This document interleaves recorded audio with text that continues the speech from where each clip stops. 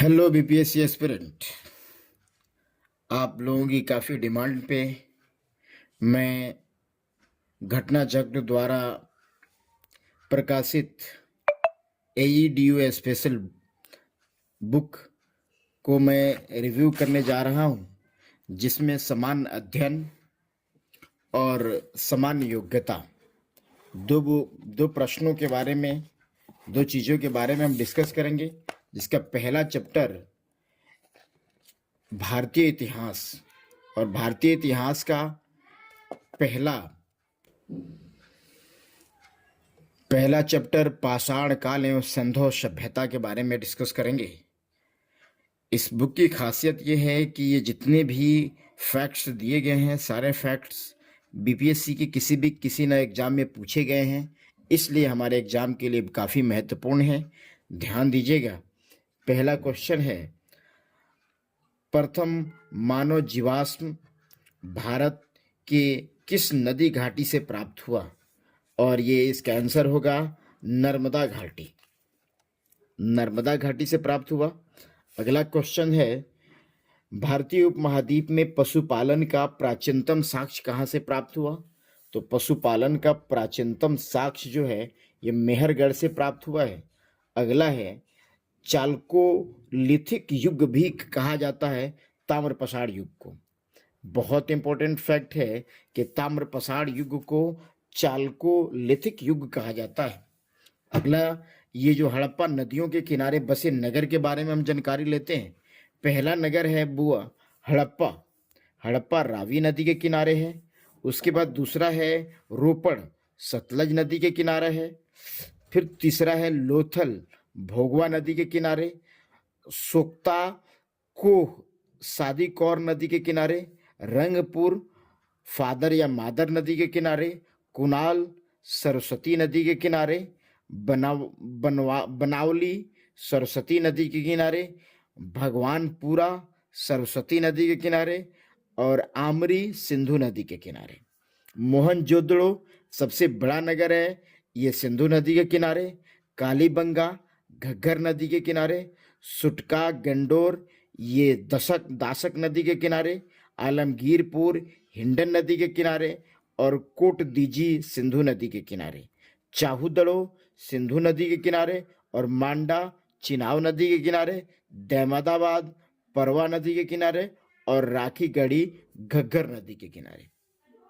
ये महत्वपूर्ण हड़प्पा कालीन नदी और उसके किनारे बसे हुए शहर का नाम है। अब आइए इसके लिए क्वेश्चन समझते हैं।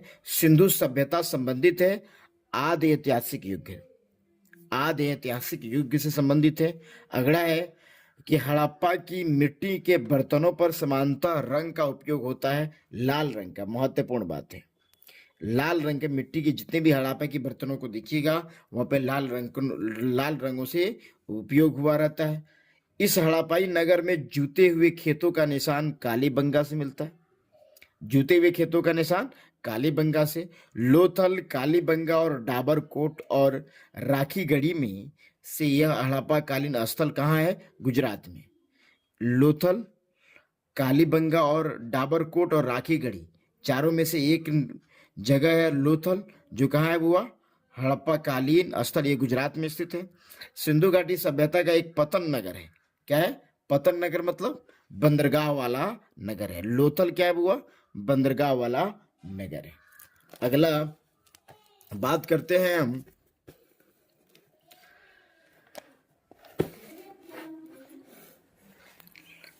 सिंधु सभ्यता की प्रमुख स्थल, उत्खननकर्ता एवं वर्तमान स्थिति। हड़प्पा का उत्खनन करता है दयाराम सहनी और माधो स्वरूप वत्स, और यह समय है 1921 ईस्वी। अगला है मोहनजोदड़ो का खोज करता है रखाल दास बनर्जी, 1922 ईस्वी, सिंध प्रांत। अगला है चाहुदड़ो, इसके खोज करता है NG मजुमदार। अगला है कालीबंगा, इसके खोज करता है बीबी लाल एवं KK थापर। अगला है कोट दीजी, फजल खां अहमद इसके खोज करता है। रंगपुर, इसके खोज करता है MS वत्स। और अगला है रोपड़, जिसके खोज करता है यज्ञदत्त शर्मा। और अगला है लोथल, ये जो इम्पोर्टेंट है, एस.आर. राव इसके खोज करता है। उसके बाद आलमगीरपुर, इसके खोज करता है यज्ञदत्त शर्मा। और सुतका गेंडोर, इसके खोज करता है ओरल एस्टाइन और जॉर्ज डेल्स। बनवाली, इसके खोज करता है रविंद्र सिंह बिष्ट। और अगला है धौलावीरा, जिसके खोज करता है जेपी जोशी। अब आइए फैक्ट की तरफ चलते हैं। सिंधु सभ्यता की सबसे महत्वपूर्ण विशेषता है पक्की ईंटों से बनी इमारत, कला और वास्तुकला। सिंधु घाटी सभ्यता की सबसे महत्वपूर्ण विशेषता है पक्की ईंटों से बनी इमारत, कला और वास्तुकला। इस हड़प्पाकालीन स्थल से हल का टेराकोटा प्राप्त हुआ है। ये बनवाली और कालीबंगा, बनवाली और कालीबंगा से क्या प्राप्त हुआ है? हल और टेराकोटा। हाथी, बैल, घोड़ा में से वह जानवर जिसके बारे में सिंधु घाटी सभ्यता के लोगों को पता नहीं था। तो इनमें से किसी के बारे में पता नहीं था, ना हाथी के बारे में पता था और ना ही बैल के बारे में पता था और ना ही घोड़ा के बारे में पता था। अब आइए आगे हम बात करते हैं। हड़प्पा एवं मोहनजोदड़ो का उत्खनन संबंधित है बी.एच. बिष्ट, अभी हमने पढ़ा। अब आइए प्रमुख धातु और प्राप्ति स्थल, इसके बारे में बात करते हैं। तो तांबा, तांबा खेतड़ी राजस्थान से प्राप्त हुआ और बलूचिस्तान और ओमान से प्राप्त हुआ। लाजवर्द प्राप्त हुआ बदख्शा अफगानिस्तान से। टीन प्राप्त हुआ ईरान अफगानिस्तान से। और चांदी प्राप्त हुआ राजस्थान के जावर एवं अजमेर के खानों से प्राप्त हुआ, अफगानिस्तान और ईरान से प्राप्त हुआ। यानी तांबा राजस्थान के खेतड़ी, लाजवर्द अफगानिस्तान के बादख्शा, टीन ईरान और अफगानिस्तान, और चांदी राजस्थान के जावर और अजमेर के खान अफगानिस्तान और ईरान से प्राप्त हुआ। ये महत्वपूर्ण। अब ये सीसा अफगानिस्तान से प्राप्त हुआ और शिलाजीत हिमालय से प्राप्त हुआ। शिलाजीत हिमालय से प्राप्त हुआ और गोमेद गुजरात से प्राप्त हुआ। नौपाषाणिक स्थल एवं संबंधित स्थान उतरनूर तेलंगाना, ये नौपाषाणिक स्थल है। ये तेलंगाना चिरांद बहुत ही फेमस है बिहार से, ये बहुत बार क्वेश्चन पूछ चुके हैं। अच्छे गुफा कराल कश्मीर से संबंधित है और पायमपल्ली तमिलनाडु से, और भीमबेटका स्थल रायसेन के मध्य प्रदेश से संबंधित है। अब आइए सिंधु सभ्यता के पतन के कारण और उनके विद्वानों के बारे में बताएंगे कि सिंधु सभ्यता क्यों पतन हो गया, इसके कारण क्या क्या है। जलवायु परिवर्तन बताते हैं ओरेल एस्टाइन। भूतात्विक परिवर्तन बताते हैं ए.आर. सहनी। और प्राकृतिक आपदा बताते हैं के.यू.आर. कैनेडी। और बाढ़ बताते हैं मैके मार्शल। आर्यों का आक्रमण बताते हैं गॉन चाइल्ड व्हीलर। पर्यावरण परिवर्तन बताते हैं एम दमित्रवे। आईआईटी खड़गपुर के अध्ययन दल के रिपोर्ट के अनुसार लगातार कितने वर्षों की न के बराबर वर्षा होने से सिंधु घाटी सभ्यता का पतन हो गया? लगभग 900 वर्षों। आईआईटी खड़गपुर ने बताया कि लगातार 900 वर्षों तक बारिश नहीं हुआ, जिसके चलते सिंधु घाटी सभ्यता का पतन हुआ। प्राचीन काल में गंगा के दक्षिण क्षेत्र को कहा जाता है मगध। साथियों, ये पहला टॉपिक समाप्त हुआ। हमारे चैनल को सब्सक्राइब कीजिए, हमारे पेज को फॉलो कीजिए, बेल आइकन को प्रेस कीजिए। बहुत बहुत धन्यवाद। हेलो बीपीएससी एस्पिरेंट, आप लोगों की काफ़ी डिमांड पे मैं घटना चक्र द्वारा प्रकाशित AEDU स्पेशल बुक को मैं रिव्यू करने जा रहा हूँ, जिसमें समान अध्ययन और समान योग्यता दो प्रश्नों के बारे में, दो चीज़ों के बारे में हम डिस्कस करेंगे। जिसका पहला चैप्टर भारतीय इतिहास, और भारतीय इतिहास का पहला चैप्टर पाषाण काल एवं सिंधु सभ्यता के बारे में डिस्कस करेंगे। इस बुक की खासियत ये है कि ये जितने भी फैक्ट्स दिए गए हैं, सारे फैक्ट्स बीपीएससी के किसी न एग्जाम में पूछे गए हैं, इसलिए हमारे एग्जाम के लिए काफ़ी महत्वपूर्ण है। ध्यान दीजिएगा। पहला क्वेश्चन है, प्रथम मानव जीवाश्म भारत के किस नदी घाटी से प्राप्त हुआ? और ये इसका आंसर होगा नर्मदा घाटी। नर्मदा घाटी से प्राप्त हुआ। अगला क्वेश्चन है, भारतीय उपमहाद्वीप में पशुपालन का प्राचीनतम साक्ष्य कहाँ से प्राप्त हुआ? तो पशुपालन का प्राचीनतम साक्ष्य जो है ये मेहरगढ़ से प्राप्त हुआ है। अगला है, चालकोलिथिक युग भी कहा जाता है ताम्रपाषाण युग को। बहुत इंपॉर्टेंट फैक्ट है कि ताम्रपाषाण युग को चालकोलिथिक युग कहा जाता है। अगला, ये जो हड़प्पा नदियों के किनारे बसे नगर के बारे में हम जानकारी लेते हैं। पहला नगर है बुआ हड़प्पा। हड़प्पा रावी नदी के किनारे है। उसके बाद दूसरा है रोपड़, सतलज नदी के किनारे है। फिर तीसरा है लोथल, भोगवा नदी के किनारे। सोक्ता कोह, सादी कौर नदी के किनारे। रंगपुर, फादर या मादर नदी के किनारे। कुनाल, सरस्वती नदी के किनारे। बनावली, सरस्वती नदी के किनारे। भगवानपुरा, सरस्वती नदी के किनारे। और आमरी, सिंधु नदी के किनारे। मोहनजोदड़ो सबसे बड़ा नगर है, ये सिंधु नदी के किनारे। कालीबंगा, घग्गर नदी के किनारे। सुटका, गंडोर, ये दासक नदी के किनारे। आलमगीरपुर, हिंडन नदी के किनारे। और कोट दीजी, सिंधु नदी के किनारे। चाहुदड़ो, सिंधु नदी के किनारे। और मांडा, चिनाव नदी के किनारे। दहमदाबाद, परवा नदी के किनारे। और राखीगढ़ी, घग्गर नदी के किनारे। ये महत्वपूर्ण हड़प्पा कालीन नदी और उसके किनारे बसे हुए शहर का नाम है। अब आइए इसके लिए क्वेश्चन समझते हैं। सिंधु सभ्यता संबंधित है आदि ऐतिहासिक युग है, आदि ऐतिहासिक युग से संबंधित है।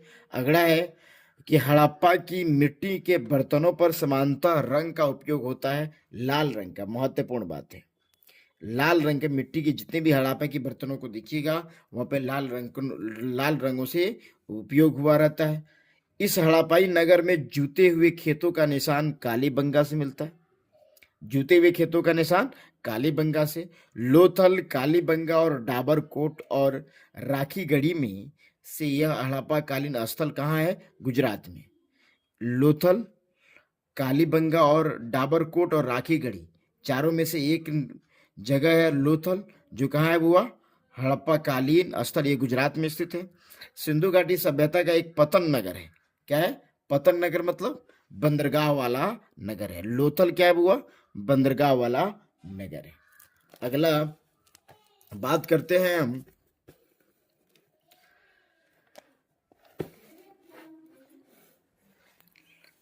सिंधु सभ्यता की प्रमुख स्थल, उत्खननकर्ता एवं वर्तमान स्थिति। हड़प्पा का उत्खननकर्ता है दयाराम सहनी और माधो स्वरूप वत्स, और यह समय है 1921 ईस्वी। अगला है मोहनजोदड़ो का खोजकर्ता है रखाल दास बनर्जी, 1922 ईस्वी, सिंध प्रांत। अगला है चाहुदड़ो, इसके खोजकर्ता हैं एनजी मजुमदार। अगला है कालीबंगा, इसके खोजकर्ता हैं बीबी लाल एवं के थापर। अगला है कोट दीजी, फजल खां अहमद इसके खोजकर्ता हैं। रंगपुर, इसके खोजकर्ता हैं एमएस वत्स। और अगला है रोपड़, जिसके खोजकर्ता है यज्ञदत्त शर्मा। और अगला है लोथल, ये जो इम्पोर्टेंट है एस.आर. राव इसके खोजकर्ता हैं। उसके बाद आलमगीरपुर, इसके खोजकर्ता हैं यज्ञदत्त शर्मा। और सुतका गंडोर, इसके खोजकर्ता हैं ओरल स्टाइन और जॉर्ज डेल्स। बनवाली, इसके खोजकर्ता हैं रविंद्र सिंह बिष्ट। और अगला है धौलावीरा, जिसके खोजकर्ता हैं जेपी जोशी। अब आइए फैक्ट की तरफ चलते हैं। सिंधु सभ्यता की सबसे महत्वपूर्ण विशेषता है पक्की ईंटों से बनी इमारत, कला और वास्तुकला। सिंधु घाटी सभ्यता की सबसे महत्वपूर्ण विशेषता है पक्की ईंटों से बनी इमारत, कला और वास्तुकला। इस हड़प्पा कालीन स्थल से हल का टेराकोटा प्राप्त हुआ है। ये बनवाली और कालीबंगा, बनवाली और कालीबंगा से क्या प्राप्त हुआ है? हल और टेराकोटा। हाथी, बैल, घोड़ा में से वह जानवर जिसके बारे में सिंधु घाटी सभ्यता के लोगों को पता नहीं था। तो इनमें से किसी के बारे में पता नहीं था, ना हाथी के बारे में पता था और ना ही बैल के बारे में पता था और ना ही घोड़ा के बारे में पता था। अब आइए आगे हम बात करते हैं। हड़प्पा एवं मोहनजोदड़ो का उत्खनन संबंधित है B.H. विस्त, अभी हमने पढ़ा। अब आइए प्रमुख धातु और प्राप्ति स्थल, इसके बारे में बात करते हैं। तो तांबा, तांबा खेतड़ी राजस्थान से प्राप्त हुआ और बलूचिस्तान और ओमान से प्राप्त हुआ। लाजवर्द प्राप्त हुआ बदख्शा अफगानिस्तान से। टीन प्राप्त हुआ ईरान अफगानिस्तान से और चांदी प्राप्त हुआ राजस्थान के जावर एवं अजमेर के खानों से प्राप्त हुआ, अफगानिस्तान और ईरान से प्राप्त हुआ। यानी तांबा राजस्थान की खेतड़ी, लाजवर्द अफगानिस्तान के बादख्शा, टीन ईरान और अफगानिस्तान और चांदी राजस्थान के जावर और अजमेर के खान अफगानिस्तान और ईरान से प्राप्त हुआ। ये महत्वपूर्ण। अब ये सीसा अफगानिस्तान से प्राप्त हुआ और शिलाजीत हिमालय से प्राप्त हुआ, शिलाजीत हिमालय से प्राप्त हुआ और गोमेद गुजरात से प्राप्त हुआ। नौपाषाणिक स्थल एवं संबंधित स्थान उतरनूर तेलंगाना, ये नौपाषाणिक स्थल है। ये तेलंगाना चिरांद बहुत ही फेमस है बिहार से, ये बहुत बार क्वेश्चन पूछ चुके हैं। अच्छे गुफा कराल कश्मीर से संबंधित है और पायमपल्ली तमिलनाडु से और भीमबेटका स्थल रायसेन के मध्य प्रदेश से संबंधित है। अब आइए सिंधु सभ्यता के पतन के कारण और उनके विद्वानों के बारे में बताएंगे कि सिंधु सभ्यता क्यों पतन हो गया, इसके कारण क्या क्या है। जलवायु परिवर्तन बताते हैं ओरेल स्टाइन, भूतात्विक परिवर्तन बताते हैं AR सहनी और प्राकृतिक आपदा बताते हैं KUR कैनेडी और बाढ़ बताते हैं मैके मार्शल, आर्यों का आक्रमण बताते हैं गॉन चाइल्ड व्हीलर, पर्यावरण परिवर्तन बताते हैं M दमित्रवे। IIT खड़गपुर के अध्ययन दल के रिपोर्ट के अनुसार लगातार कितने वर्षों की न के बराबर वर्षा होने से सिंधु घाटी सभ्यता का पतन हो गया? लगभग 900 वर्षों। IIT खड़गपुर ने बताया कि लगातार 900 वर्षों तक बारिश नहीं हुआ, जिसके चलते सिंधु घाटी सभ्यता का पतन हुआ। प्राचीन काल में गंगा के दक्षिण क्षेत्र को कहा जाता है मगध। साथियों, ये पहला टॉपिक समाप्त हुआ। हमारे चैनल को सब्सक्राइब कीजिए, हमारे पेज को फॉलो कीजिए, बेल आइकन को प्रेस कीजिए। बहुत बहुत धन्यवाद।